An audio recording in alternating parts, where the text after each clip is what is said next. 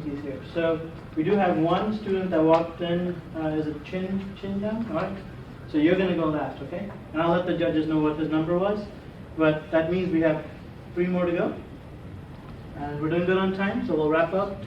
So we'll take a break right after when we get all the pitches done so we can do some tallying and scoring. And then we hope to announce the top scorers for the cash prizes, for photos, all by, let's say, 5, okay? And then we could be outside the room or inside the room until they kick us out, okay? And then they're pretty kind, so it'll be fine. So, are we ready? Kai, go for it. Cool. Awesome beard.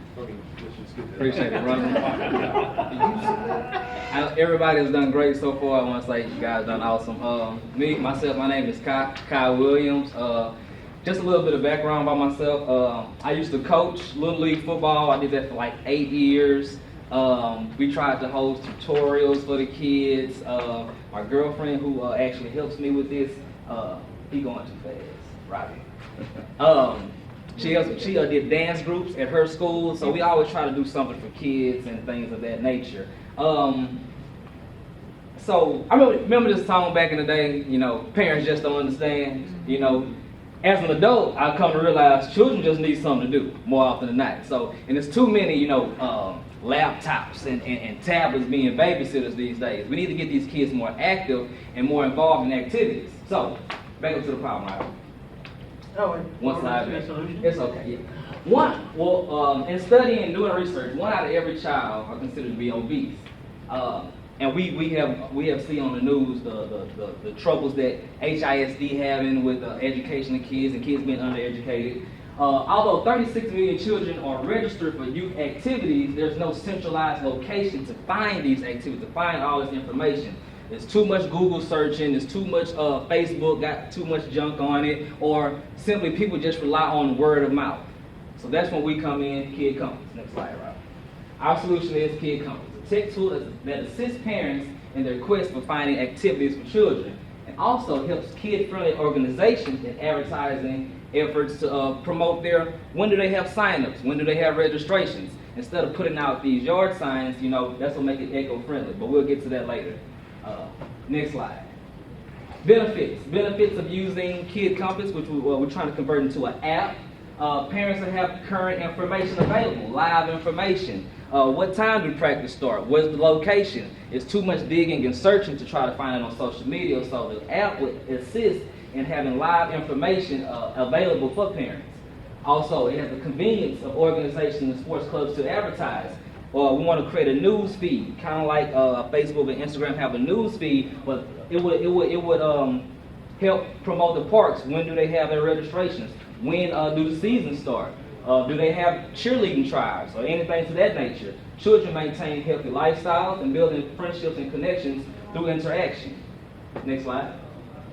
How can organizations use it? Right now we have a link. We have a link that organizations can use. When I say organizations, I don't want to limit it to just particularly sports. There's so many times they only have football or baseball, but we want to include dance groups, step groups, anything arts for kids, or if your child needs tutoring, some type of education. So the organization would receive a survey, which is a link, and they complete the survey with accurate information. Where do you meet? What time do you meet? So after that, the organization submits the survey, and the survey goes into our database. Next slide. That's a copy of some of the copy of part of the survey. I have age differential, the type of sports they're in. Some names we have got through a sample size of the survey. Next slide. How will parents use it? Parents would download the app. You can search by activity or sport or educational barrier that you need your child involved in. Search for different filters. The main thing, we want to kind of have it like Pizza Hut, that you can search by your zip code. So wherever you are, I don't care if you move somewhere, if you're new to Texas, you've never been here before, I want to get my child involved in something, where do I go? You can search by your zip code, the practice times, or special services offer. If that company or that organization wants to pick up your child or things of that nature. Next slide. It will look something like this. Wherever you live, and the red dots will pop up to show where the place is that you can go. Next slide. Growth ability. From noticing, I have not seen anywhere that has the whole, all activities encompassed in one place. Things like I-9, they only particular going towards sports. They're geared towards sports. I want to have everything encompassing that, not just limited to sports. Good wrap up. And this is potential revenue, parent membership, organizations advertising packages so they can advertise their club and their park, and also major businesses, they can advertise through the website, app also, I'm sorry. Next slide.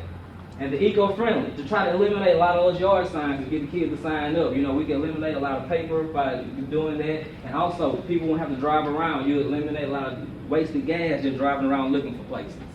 So, when you help Kid Compass, search for the stars. And you only have a minute to help. Instead of 2. Any questions, please? Good idea. That's my lovely assistant right there. She just made it in. Thank you. Actually, she did all the work. He just showed up. Pretty much. All right. So, any questions? Comments? We're good? Good. All right, Very guys. good. Great Thank idea. you. You used up all your Good time idea. pitching, right? I know. Yeah. Okay, Zamina? So Zamina's number 17. And if I by mistake skip someone because I put this in alphabetical order and not by numbers, silly, let me know. I know I have 1. And then, is there a flash card or is it good? Is this? Yeah? This one? Let's see. So while I pull it up, maybe you just introduce yourself.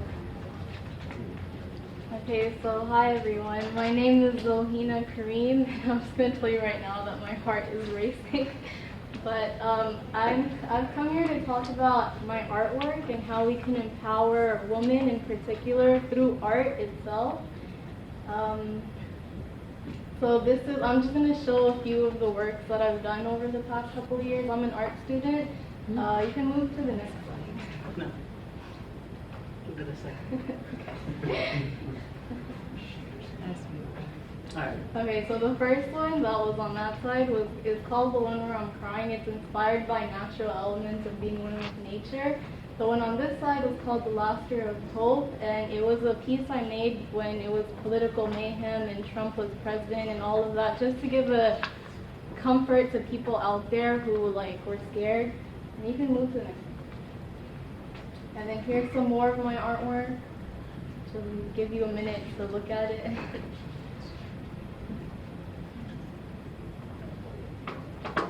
What's the size? Usually they're like 18 by 24. So that one was called The One and Only, and I used the zoomed in lens concept to show that God is closer than we think. And then the one on this side was called Unstoppable, and it was inspired by the concept that humans are always at a loss against time. Here's some more of my abstract one. That one is called Explosion down there. This one is called In with the Old, Out with the New.